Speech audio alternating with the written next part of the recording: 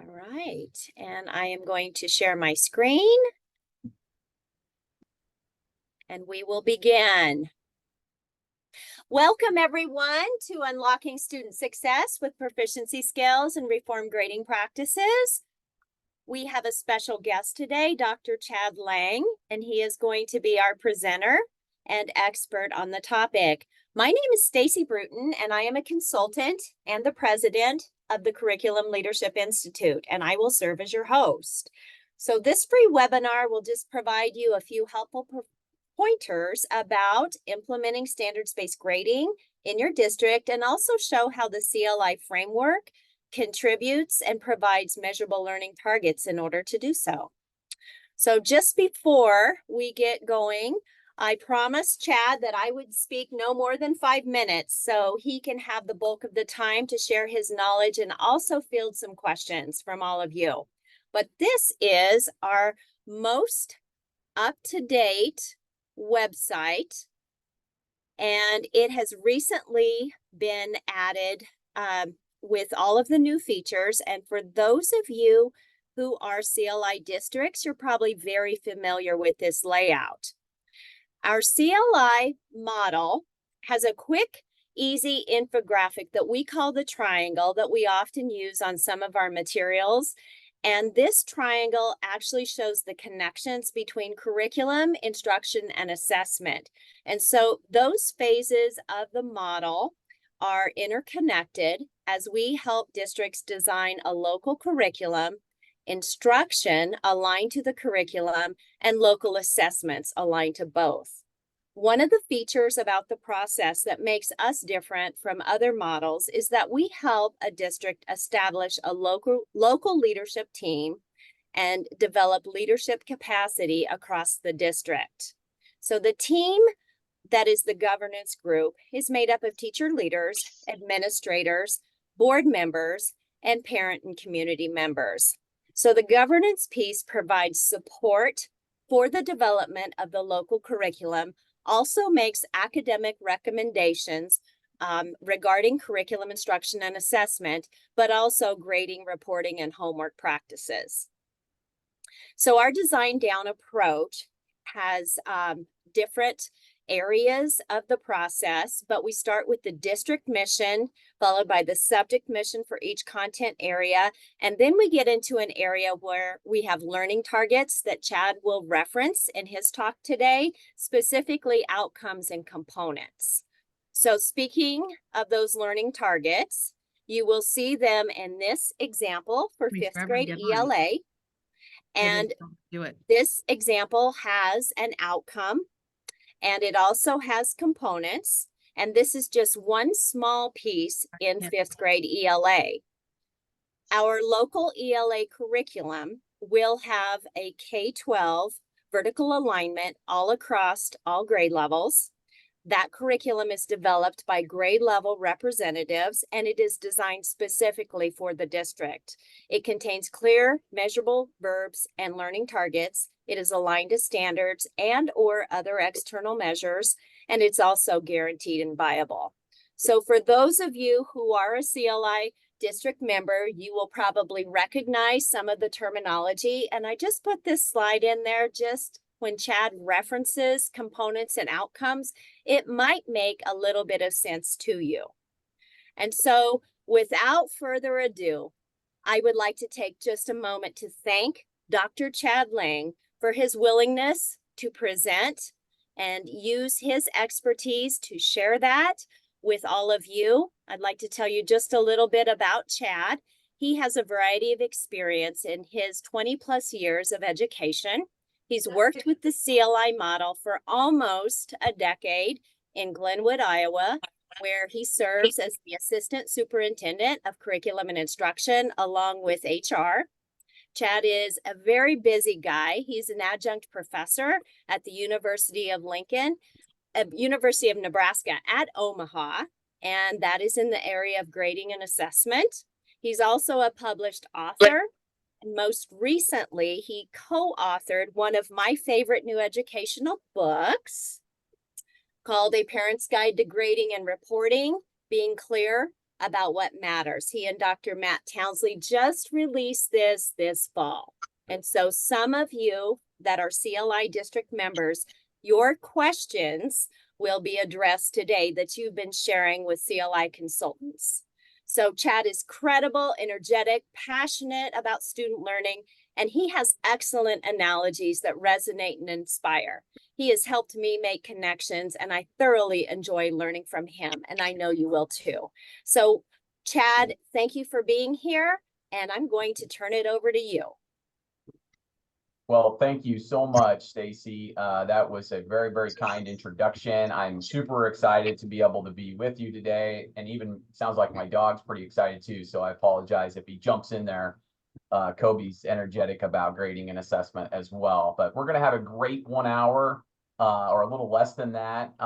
There's a ton of wonderful information that we can go through as it relates to grading and assessment. And of course, if you're a Curriculum Leadership Institute district, a lot of this will resonate with you. And if you're not, a lot of this will align very well to maybe some of your goals or some of the things that you've been working on as well. So give me a moment to share my screen.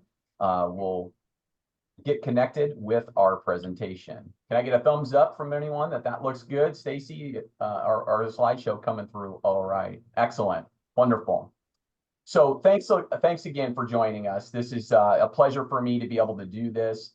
For CLI, they've been just a wonderful framework to work with as a school administrator. The last 5 years that I've been at Glenwood specifically, the district's been a partner with the CLI process for over a decade in clarifying and prioritizing standards into outcomes and components. And so what I've been able to do in my 5 years there is help lead teams evolve our grading process and communication methodologies to align better with a standards-based approach in terms of curriculum design and development. So super excited to share some ideas with you today. And if you have any questions along the way, drop them in the chat. Stacy can keep track of those. And hopefully we'll have some Q&A there at the end as well. So thank you again for joining us today. My background has been kind of well documented by Stacy. I just wanted to make sure that you understood that I'm coming from a practitioner lens and background from being a teacher, implementing standards-based grading back in 2008, 9, and 10 as a pilot teacher in Excelsior Springs, Missouri. I've, of course, been a school administrator and currently a practicing school administrator in Iowa, obviously a researcher and author in the area of grades and assessment.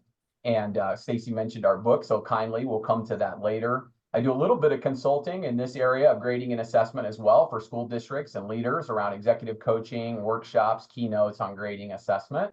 And of course, I've enjoyed my time immensely as an adjunct professor at the University of Nebraska, Omaha in their Graduate School of Education in a class about grading and assessment with first and second year teachers. So that's been a lot of fun. And of course, I'm a parent.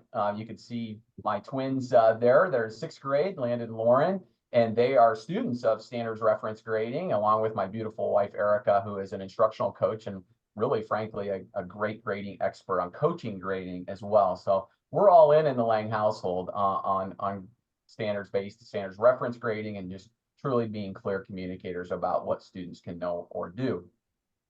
I had asked some of you if you'd be willing to fill out this survey. If you haven't, no big deal. I realize it's a busy time, and if you're like me here in Iowa, the weather's thrown us quite a wrench in what we've been doing, just to get a pulse of where you all are in your journey with grading reform. If you're in higher ed, if you're from a nonprofit organization, or if you're from K-12, and maybe you're in the journey, you're thinking about the journey. Either way, this is going to be a great 45 minutes for you, and you can sort of see that we have a really good makeup of people on the call today.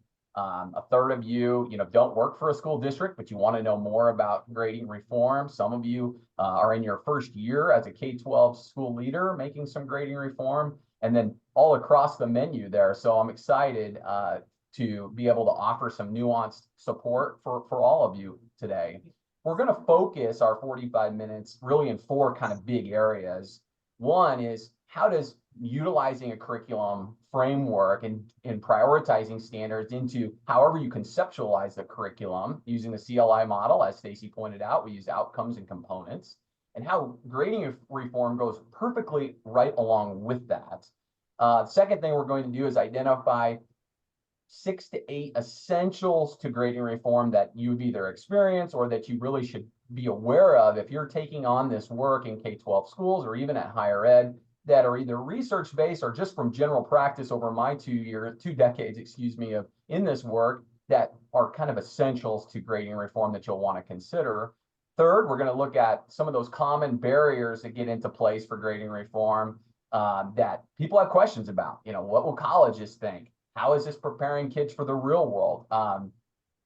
And so on and so forth. So we'll just address some of those things and have conversation about it. And then lastly, I want to leave you with some tidbits about what I believe to be the gold standard of communication when you go to a reform grading practices, and that's the consistent use of some sort of common scoring criteria that has even intervals of levels of proficiency. So the integration of rubrics, learning progressions, proficiency scales, whatever you want to call them, and sort of the advantages of having that common success criteria communicated.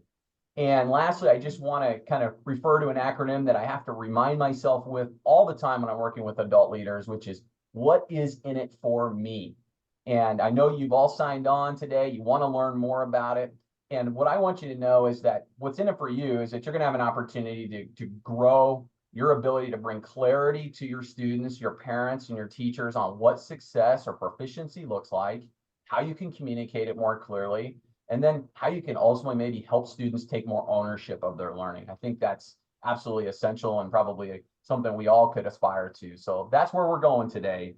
Let's jump right into sort of that first idea about how does grading and assessment reform, or really the grading reform piece, align really, really well with curriculum. And here's something, and the reason why I encourage districts who are doing great work around curriculum design to also take on grading reform is it's a perfect time because you're clarifying learning by standards, by prioritized learning objectives, targets, outcomes, components, essential learning. So there's a lot of great frameworks out there. CLI just happened to be one that we've partnered with that we think makes a really clear and consistent curriculum. And so I usually start by using this graphic from one of my colleagues out in California, Josh Cunniff, who's a professor and editor and knows a lot about grading reform. Check out his website. He shared this with me once. And one of the things that I love to use just to kind of kick off this conversation is if you look at the blue, and we want to, of course, as educators, implement a guaranteed and viable curriculum for students, meaning we want all students to have equal access to the rigorous learning targets that they're expected to know and do. That's the guaranteed part. The viable part is we can actually make sure that we can deliver. And the important part that I want to make sure that when I work with our teachers about that is it's not whether it's viable that it can all be taught, kind of this conveyor belt, go through it, cover it, but actually a learning orientation. It's viable. It can actually be learned in the time that we're with them.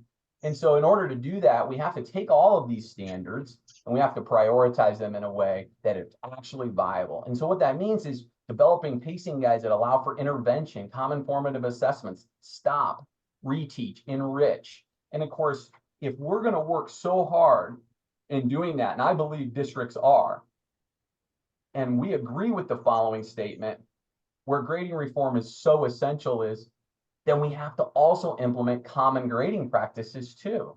That we want all students to have grades that communicate learning of a guaranteed and viable curriculum, regardless of a teacher lottery. You've heard this before. Oh, she's an easy grader. I hope you don't have him, and so on and so forth. And so what I have witnessed so frequently in districts who have done a wonderful job on implementing a curriculum that is guaranteed and viable, or that they believe is guaranteed and viable, they go and undo so much of it by using traditional, invalid, watered down, diluted, or inflated grading practices that send mixed messages about what students can actually know or do.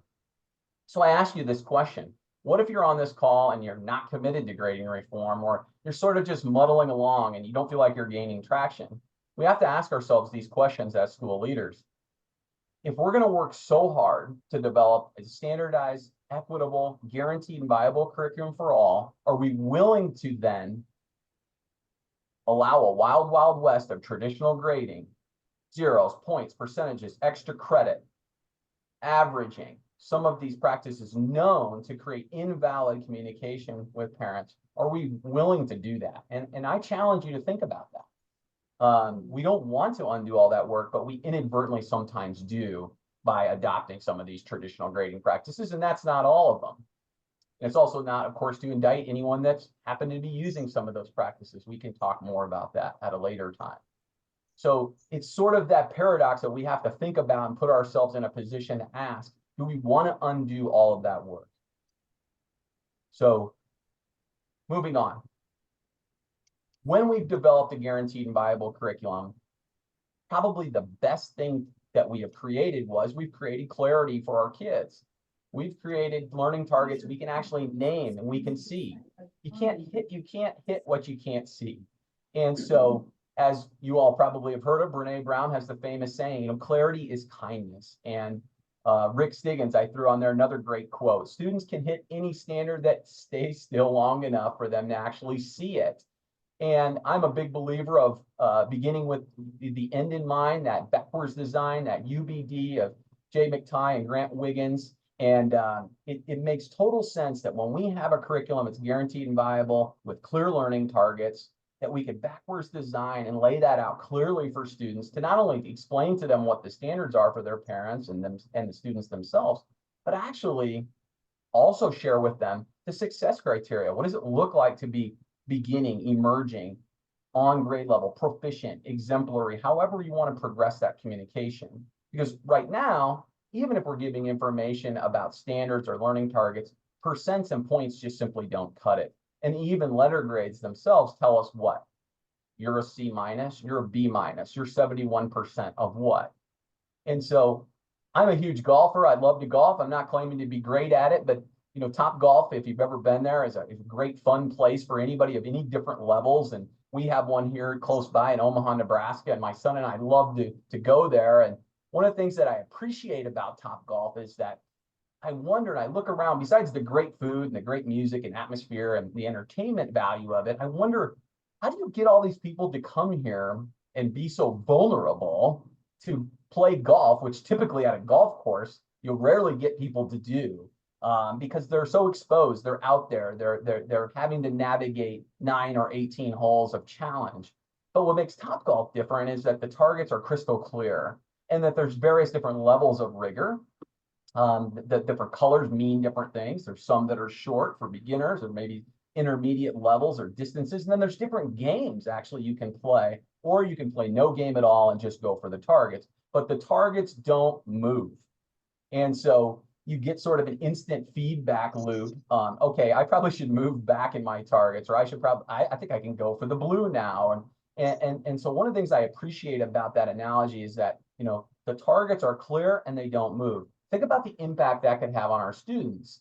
Not only can we communicate to them clear learning targets or outcomes and components, as CLI calls it, but then we could also have feedback that would be directly linked and not vague or diluted with calculations or metrics that maybe we've inherited from previous generations or traditional grading practices. So the hidden gem in having a clear, guaranteed, and viable curriculum with grades that are aligned to it is that I have found that students have taken more ownership of their learning. They may not like the subject matter any more or less, but they actually are more engaged and they tend to be a little more motivated, which I think we all could agree is a good thing, because they actually can envision what the end looks like.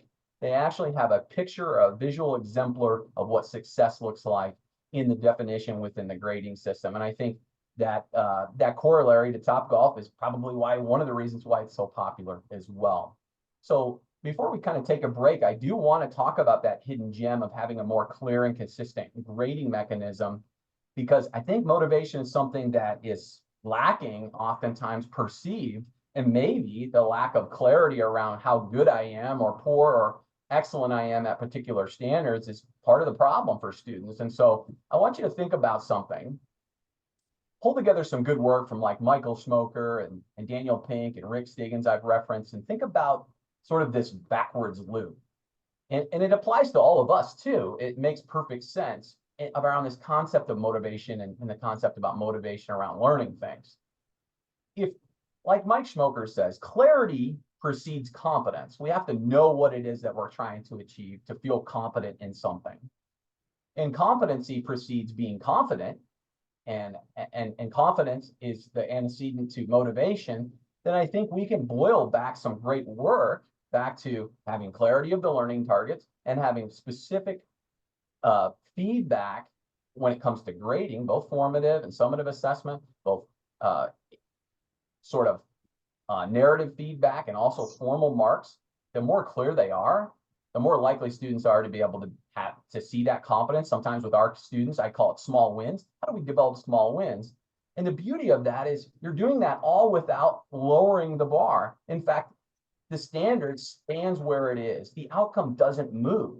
There are just degrees of competency in which you're able to demonstrate and communicate the progression. You're on your way. And here we're operating from the same understanding of what proficiency or mastery looks like. And so if there's any Ken Williams fans out there, he always talks about we have to start with the crown, not the kid. We don't want to make excuses. The crown is the curriculum. It's the tier 1 curriculum, and we're not going to water it down for anybody. We just have to think about the levels of supports that we need to provide for students. And a lot of that support comes from great communication and students being able to figure out, where am I? That ability to self-assess. And I've seen that done as early as 1st and 2nd grade, just even with happy faces on like a 1, 2, or 3 level kind of proficiency progression. Like, I'm beginning, I'm on my way, I'm rocking it kind of thing. So really fun opportunities to do there. So if you think about motivation and more the opposite of Topgolf, here's an Amazon warehouse somewhere in America. And if you ever feel like, you have students who kind of look like this, they're staring at the boxes and all the clutter right in front of them. And they have a hard time even explaining to you what they're going to do 1 minute from now, 1 hour from now, 1 day from now, like just that ability to think ahead. And I think one of the reasons for that is they just lack the clarity of what their expectation is to do. And, unclear targets, like maybe not being able to see the customer at the other end of this Amazon warehouse might change your motivation and, might turn into sort of compliance. And I'm just filling the boxes. And I think in school, it turns into sort of a game. It's just gaming the compliance system, just getting things turned in. And that's not the type of preparation our students need to be successful in the 21st century economy. Is just that basic compliance, not thinking about the ultimate level of proficiency at the end. And so it's not to be a surprise then. We have a lot of grading metrics and procedures and traditions that really come from that industrial era, that conventional assembly line. But we've got to change that narrative of grading from something that is done to you rather to something that's done with you. We're coming from the common place. Now, that doesn't mean students select their own grades. That's not what I'm saying. It means we have a common definition of what proficiency means, or mastery, or exemplary, or exceptional, or beginning, or emerging, or however you want to design that. But we're not in this business to think about ranking and sorting people anymore. And that's what all of our traditional grading systems were designed for. And frankly, it mostly worked. But our students are not making widgets.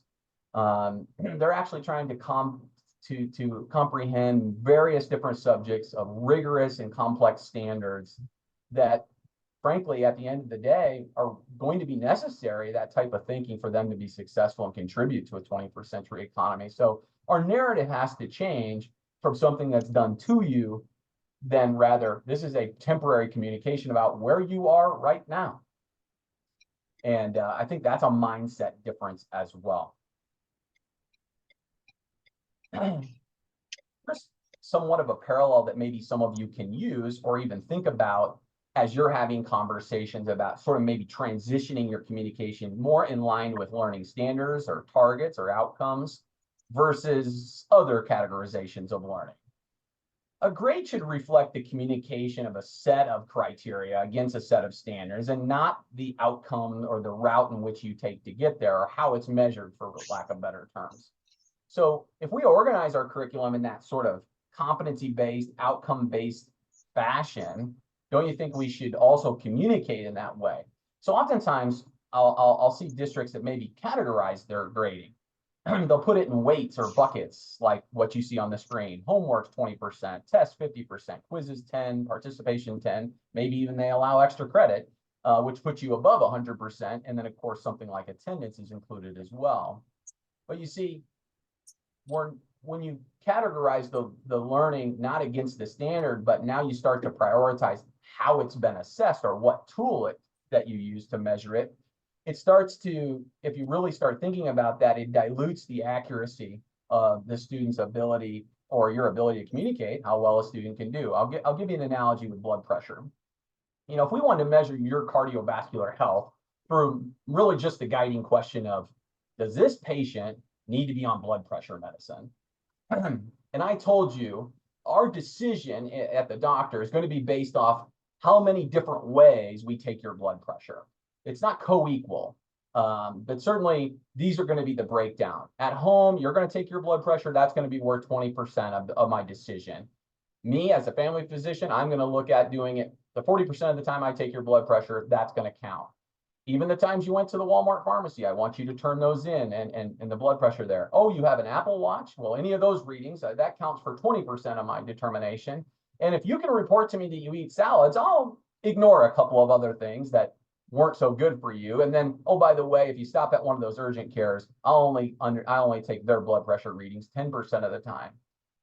And if that's the decision making that we would do, taking into no consideration to like, how recent did you take my blood pressure? Are you averaging in from 6 months ago, 8 months ago? Is my watch miscalibrated?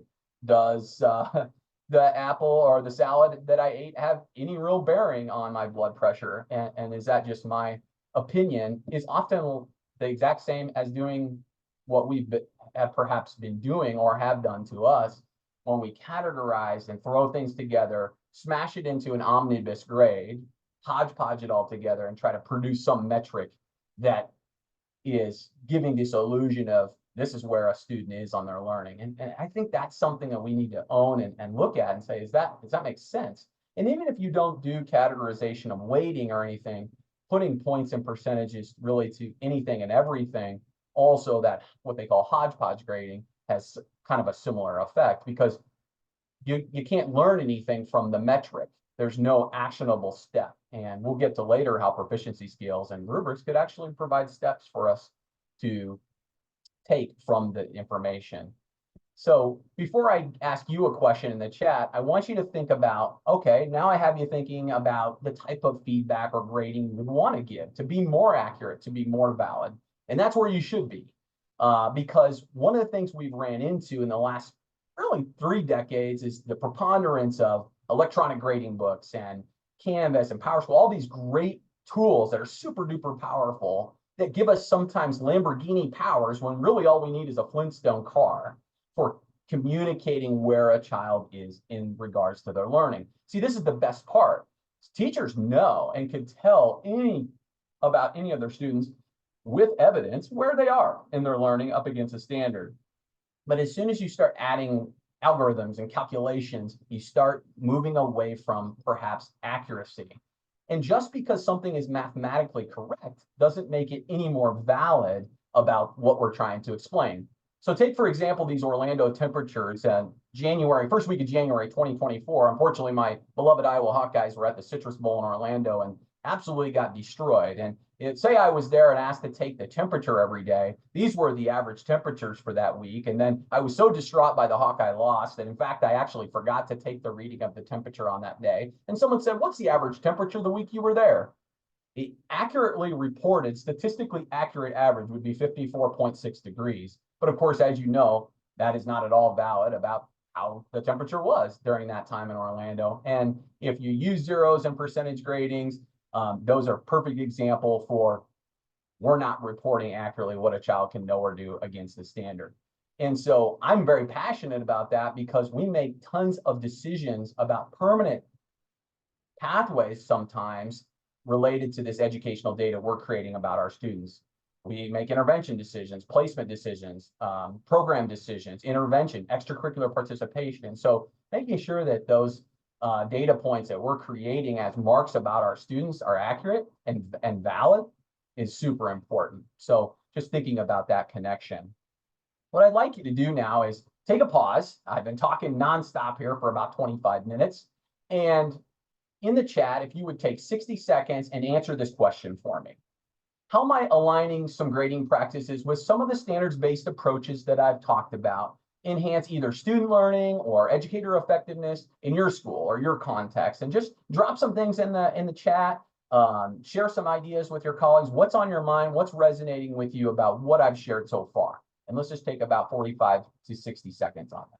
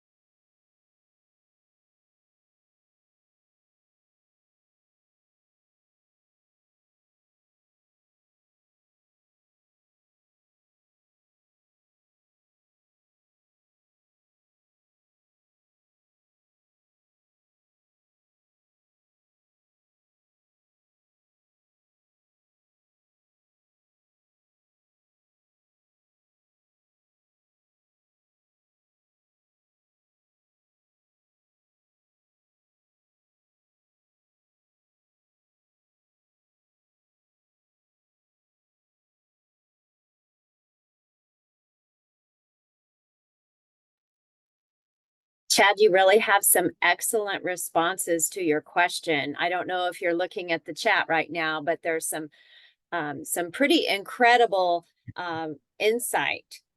Yeah, I totally agree, Stacy. Very, very impressive. We're capturing all of these and we'll pull these together. If it's recording correctly, we'll pull some of these responses together and I'll curate a document to share back with everyone because I want to make sure everybody gets a chance to review these. And I appreciate your points. They're fantastic. I love to see it. Let's jump forward into part two, which is, what I have witnessed as to believe as really the essentials for grading reform and things that either you might already be doing or you might want to think about. These are things that I've either experienced or that I've observed in working with other colleagues and researchers, and then just successful implementation by districts as well. So recommendation number one, if you're thinking about grading reform or you're in it right now, I would focus on trying to be as operational within your context as possible and not so orthodoxy, meaning there isn't a right way to do this reform. If you're trying to move away from some traditional practices that may not be as valid or accurate as you'd hope they'd be, or Ken O'Connor calls them 15 fixes for broken grades, you can't be discouraged by the fact that you can't do it exactly as maybe Tom Schimmer's book, From Grading from the Inside Out, or Ken O'Connor's book, or Rick Wormley's Fair is an Equal, because those are all renditions. Those are all versions without ever stepping one foot in your school or your context or your community. And so I've seen so many people go down the road of orthodoxy and, for example, maybe on like reassessment or homework, and it's created so much more of a conundrum in their community, not because it's not a good idea, but because they're trying to be solely so orthodox to just one version or Marzano's method or someone like that. And in fact, all of their ideas are fantastic, but you can't do everything that's great. And so don't be discouraged. If you can't rip off all the Band-Aid at once. David Clark, who's a great blogger and professor of ungrading, has an awesome quote about this. He says, cannonballing into the end of the pool can be really fun, but it can also create a lot of chaos and cause a swamp of water for those people trying to come up for air. And so you can't wait around forever for the perfect moment, but there's some steps in between. But, not cannonballing into the other end of the pool and saying, hey, we're going to do it. We're going to do it just like this is something that I've really noticed has been problematic that you don't have to do. You can pull together all the great resources, no different than with school safety or RTI or PLCs, and try to just do it in a way that makes sense for your community and your kids so that really at the end of the day, your grades are more clearly communicative, transparent, reliable, and valid. The second thing is when you make these changes, try to focus on the why. Why are we doing what we're going to do and not the what? People will get lost in the what. You mean there's no extra credit? Well, why are we talking so much about extra credit? Because perhaps the school district, the communication, the professional learning let off with that. And actually, we should always start with the why. That's sort of Simon Sinek, the golden rule. Start with the why, and then we can get to the what and how that's going to parlay. But often the mistake is getting into all the nitty-gritty differences. And here's another thing I would suggest. If you can, and you're at a place in your journey for grading reform to not put a name on it, I think that is helpful as well. There is so many different renditions of alternative grading practices that you can actually get lost. And my colleague Matt Townsley has a wonderful website called mctownsley.net where he curates all these resources. And you want to know all the nuanced differences, that'd be a great place to go. But if you can just say, hey, we're thinking about doing grading reform to be more clear and consistent for our students, and not call it a name. And as soon as you call it a name, and I won't even do that, but the common ones, of course, are standards-based, standards reference, evidence-based grading, competency-based grading, the list goes on. Number one, you can speak more plainly to your parents and your students who don't know what any of those things are. And as soon as you pick a name and run with it, they're going to be on Google Experts as fast as you can. And what they're going to do is they're going to go find the orthodoxy and they're going to compare it to their current practice. And they're going to say, you don't know what you're doing. This is a bad idea. Well, that may not be true. However, they don't understand your school context, that they don't understand some of the other issues that your school system is up against. And so by putting a name to it, it creates this sort of orthodoxy that you're expected to follow. So it's just a recommendation to think about that. The third thing is, and Tom Guskey comes up with this, who's truly one of our godfathers in grading reform, is to honor a lot of the traditions that you have in grading, even though they might not be backed up by research, by having a replacement ready to go. And the best one that I've come across, we actually have entertained doing this, and we do a little bit of this in our school district now, which is, whether it be with class rank, we don't do a valedictorian, but we have a certain chords, and we actually ask students at graduation to stand up with their parents if they're in this GPA section and then the next GPA section and so forth. And that's so much more valuable. And so there's a tradition to substitute right in there. I think that's a great idea that you should think about if you have traditions associated with grades.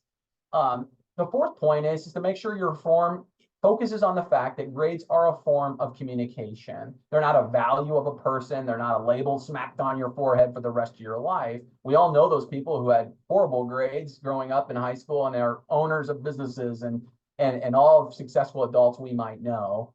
And the way we can do that is to make sure that the systems we have in place as we're making reform, thinking about reform, can actually tolerate the type of communication and not make it more complicated. And I would say grading, electronic grade books and school information systems have to be able to talk the talk of grading reform. And so that's a consideration I would make sure so we don't cause more confusion when we're trying to be more transparent and clear.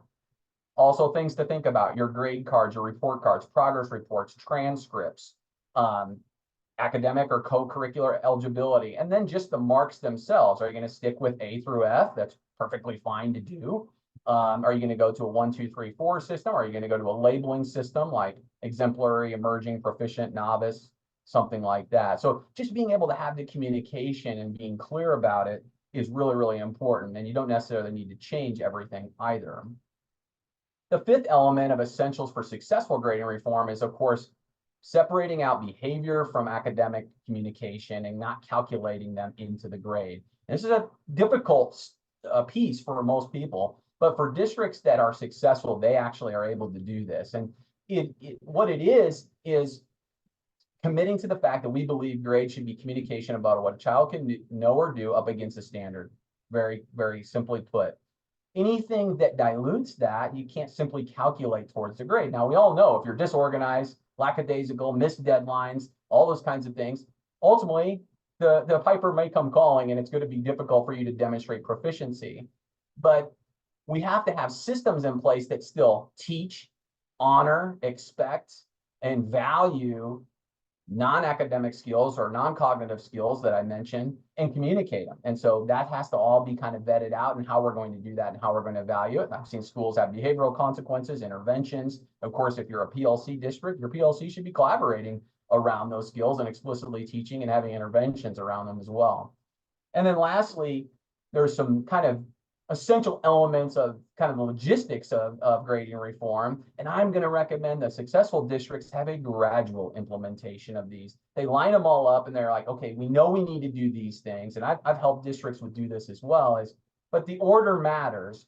Instead of starting with, ripping the Band-Aid off, they lean into grading reform measures that are so close to something they're already doing that it's hardly noticeable. For example, if you don't do extra credit in your district right now, that might be a great place to start to say, hey, let's just make it official. When we onboard new teachers, when we bring new students into our district, we explain to them why we don't do extra credit. There's those buckets that you want to look at is points and percentages. Do we want to have proficiency scales? How much, or if anything at all, should homework or practice be calculated into a grade? And then reassessment. Are we going to have a reassessment philosophy, policy? What's that going to look like? All those things I would order and then have a gradual implementation of consideration so that people can get up to speed with the training, the professional learning, and just getting used to changes in strategy, changing in implementation, so that they're not putting a hole in your boat from the very beginning because they just can't get on board with it as a staff or parent. So those are 6 essentials for reform success. 30 seconds. We don't need 60 for this. I'm going to flip back to this slide in just a moment, but which essential are you really thinking about right now? What are you dedicated to maybe focusing on more in your school or your context? Use the chat, pop in ideas here, and I'll put that slide back up.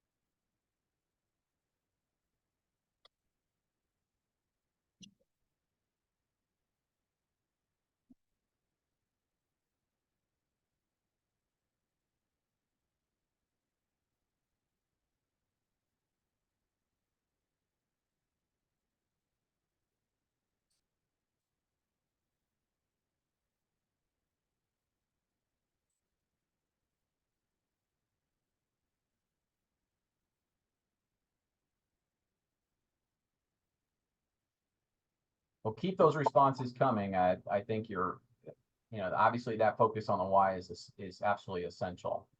And of course, all of those are at different levels, and you have to look at your school context to decide, how do you want to have a multi-pronged approach at those. Third part of our presentation tonight is looking at some of those common myths and barriers to reform. What gets us caught in the mud from ever beginning, and even when you're in it, never really go away. And the predominant questions typically can be around, unfortunately, college preparedness. I don't hear as much on career preparedness, and I have an inkling why, and I can maybe share that with you later. But the common myths are oftentimes 2 or 3 prong related to college. So on one hand, you oftentimes hear people say, I just don't know. I think this will put our kids at a disadvantage to others when they're competing for college scholarships. And maybe on another point, they will say, I think I'm concerned where my student wants to maybe potentially go to college. I don't know if they'll accept a 4.321 or an emerging label, or if we calculate our GPA differently, I'm concerned about that. Is this putting them at a disadvantage? And those are all totally normal. And then actually, as sort of a tangent all along, oftentimes people say, I'm not sure that changing the way we grade is preparing people, quote unquote, for the real world, as if the world our kids are living in right now is not real. And I understand a little bit of what they mean there as well. So here's some things that we can talk about with those individuals, and you can think about if those are some of your hangups. Number one, I really encourage you to do a little bit of research just on college remediation rates right now. And again, most of our grading in this country is what I would consider to be traditional, although many districts throughout the nation, especially in preparation for our book, are certainly altering their grading reform policies, and they're moving through change. But our traditional grading process isn't working very well. You don't have to look too far. Over 50% of students in 4-year private and public schools in the United States take at least one remediation course while they're in college. And that remediation course is from things they should have learned in high school, most likely. And so, but their grades probably don't reflect that. And so our traditional grading methodology, if you look at the average GPA of students who are getting into college and so on and so forth, and then just the most recent TNTP report about grades during the pandemic, it's just alarming that we all know that the average student potentially is about 4 months regress in their reading scores, yet the average grades during the pandemic never went down. And so how can that be? So we know that we probably are putting too much stock in our traditional grades the way it is, but that's not a great answer. But certainly if we have grades that are more consistent and valid about what kids can actually know or do, they'll be more prepared for college for sure, because they'll know calculus, they'll know chemistry, they'll know physical geography or whatever it is, like their grade reflects that they do. And I think the most important thing is that we hear from higher education is they have already evolved to more comprehensively, holistically evaluate candidates to come into their schools. They've been working at admitting foreign students who have way different transcripts and things for a long time. And we know that homeschooling's on a national rise, and they evaluate homeschool students all the time to come into colleges. And they understand that the validity of GPAs and class ranks is so site-based that they take that as a grain of salt. And there's some research from Tom Gusky and others from 2020 that actually looked into this, and you see absolutely no real difference at all between students who went through a standards-based high school and who did not in terms of their ability to be successful in college. And even the Hanover Research Council did a finding on a report about this in regards to colleges. And I want to read you their quote because I think it's really answers this question, which is, generally admission offices treat all grades as welcome indicators of high school performance, while they implicitly acknowledge that every school has a unique perspective on their student body, their context, and their system. So they already know that in terms of evaluating our students and what they're up against. And of course, you don't have to go away from a GPA or a transcript or anything like that. Those are all perfectly normal things to continue to do, and you absolutely can. So that is definitely one of the things we work through with parents on regards to that. And as Stacy pointed out earlier, Matt and I spent the last 2 years writing a book for parents because we feel like they're often the missing link in grading reform, and it's called A Parent's Guide to Grading and Reporting. And so naturally, just like parents and teachers are parents too, oftentimes that go through these changes in your schools, they are just doing what was experienced to them. They knew how to navigate this. Now, keep in mind, most educators were phenomenal at the game of school. And so they feel like it's not a big deal oftentimes to continue to operate in this mode. And so, the thing that you have to do is, we feel like our book, for example, creates a triad model where we can get everybody on the same page. And to get everybody on the same page, the first thing you got to do is really describe your purpose of grades at your school. And since most all of our states are criterion based in our standards, they're not normative to each other. Like, only so many kids can get access to being able to solve polynomials. No, they all need to be able to do that, for example. Then we don't have a reason to have grading systems that rank and sort students in our schools. You can do that with standardized assessments and ACTs and SATs and all of that, but that's not really our responsibility. And so we have to communicate that to parents, and that grades can't do all of those functions at the same time. So we need to tell them what the purpose is. Grades can't simultaneously serve as this beacon of, here's how proficient your child is at algebra, and also select and sort students to rank them. And because it's relative to the people that are there. And parents oftentimes don't understand that. So, our book lays out 5 different chapters in which you can do this. Every single one of the chapters has questions that parents can ask their children about learning in school. And questions they can ask their teachers, like, what supports, and it's all growth oriented. And none of our book supports any particular one grading reform at all. It actually helps parents and teachers like right where they're at. And we feel really strongly about it. We've gotten some good feedback. It's both research based and written for a parent and an educator too. So kind of a shameless plug, but I feel really honored to have written that book with Matt Townsley, who's certainly one of our national gurus, assistant professor at University of Northern Iowa. And you can find that at multiple different locations. And just let me know if you have any questions with that, but good for educators and parents alike. So in lieu of time, so I can save time at the end for any questions you guys have, I'm actually going to skip this reflection question here because I want to preserve time for you to ask questions. But the last piece of our presentation is really about what is a common template we can use and have to be all on the same page. I showed you that parent communication triad just a couple of slides ago in our book. And I always am reminded of this old-fashioned roadside diner menu placemat when I think about this, and the value that I had, on these road trips with my family. And I think the reason why I have this nostalgia to them is because we all operated from the same place. The waitress or waiter was like, this is what we have.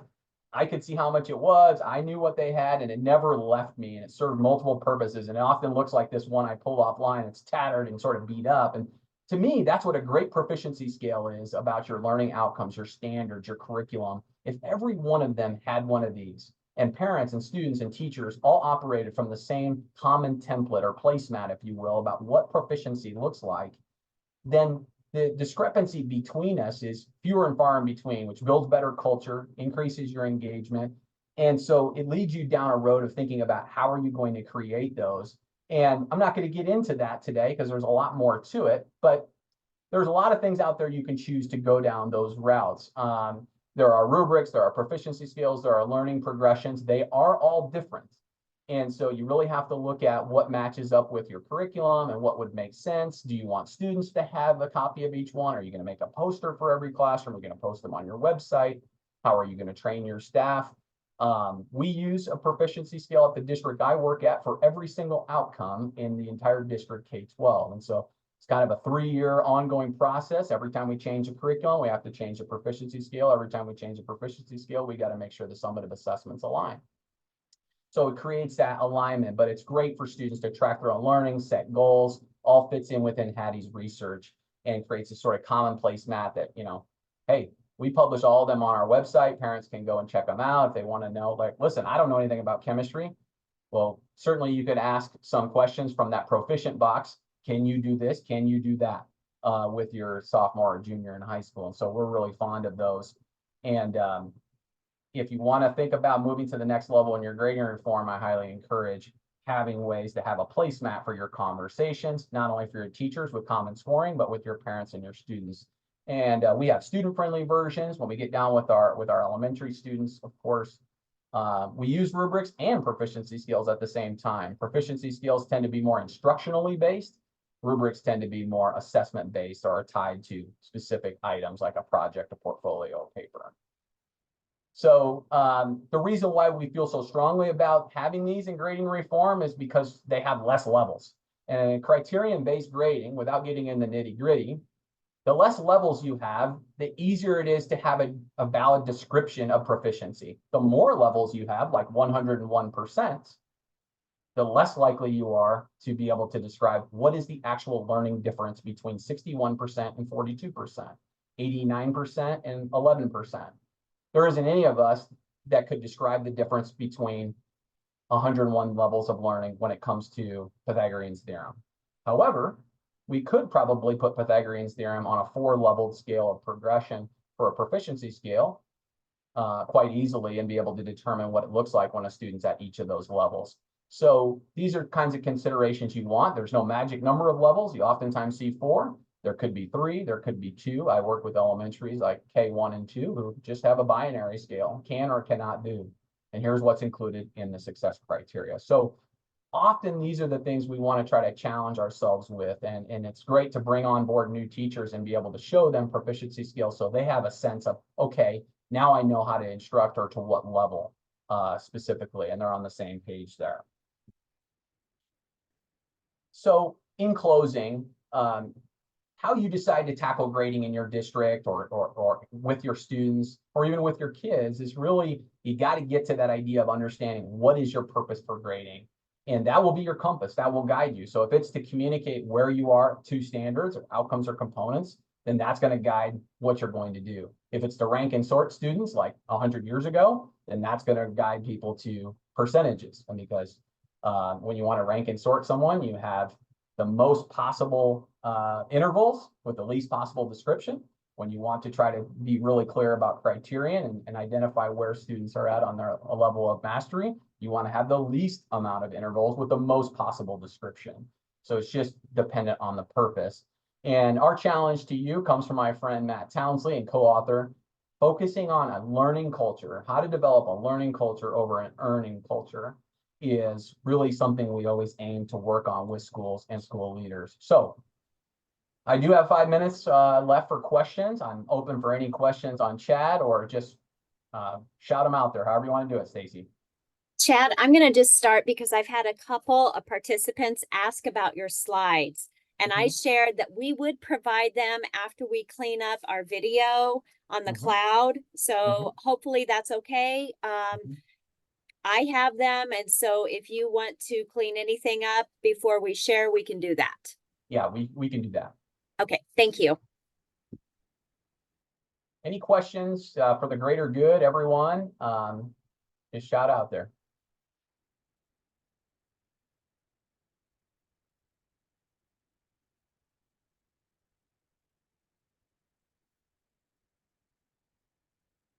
Well, I'm just going to say I thank you for clarifying a couple of the questions that I know you specifically put in there because we've had some districts ask the questions about the parents. And that's why I felt like your book that you and Dr. Townsley recently released was so helpful, because at the very end of every chapter, it does have guiding questions for the, for the teachers, for this and for the students. So it leads to a lot of conversation, which opens communication lines. So thank you.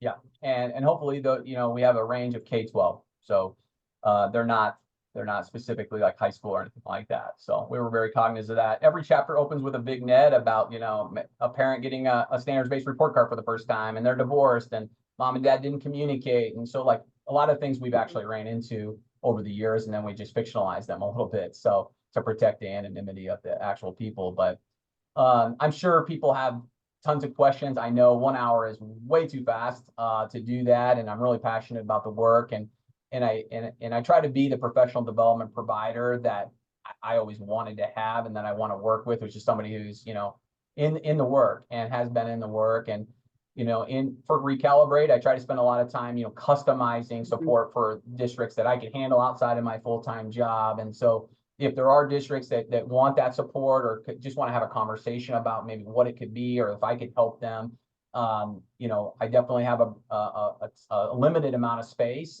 in the next school year or the summer to do that, but I do have some room, and I'd be more than happy to help just in any way that I can by customizing the type of support that you might need. And I have a little bit of a break there for CLI customers as well, just because I appreciate that connection. And my email's on here. You can reach out to me on Twitter or email. If you just want to start a conversation or learn a little bit more, I'd be happy to try to help you. I'll try to get this presentation cleaned up so that everybody can have access to it in a PDF format. And I really wish you the best. I appreciate so much that everybody has committed to this hour after school, for most of you, to just try to learn and have another approach and angle. There is no right way to do all this work, but there's some good things you can pull together and be realistic about your implementation. And it's good work because it really affects the bottom line for kids. And anytime we're trying to be more accurate and valid, you know, we're dealing with student data about students. If it was about their safety, it was about their health, we would want to make sure we have the most valid and accurate data. Well, their grades are, you know, second 2A to those things when we're talking about school. So making sure that information is valid and accurate, we have a responsibility to them to do that. And so if we can, we should. Thank you so much for your time. Have a great rest of your school year. Stay safe, stay warm, and reach out if you need anything. Chad, thank you so much. Thank you for sharing your information, your knowledge, and it's obvious just how much you truly care about students and student learning. So thank you so much for your time. My pleasure. My pleasure. Okay. Well, thank you all for joining us today. You have Chad's information, and I dropped some CLI slides in the chat. If you weren't able to get Chad's number, feel free to contact me, and I will be happy to pass that along to you. So hope you all have a good day. And like Chad said, I hope you stay safe. It looks like the weather is coming again. So take care.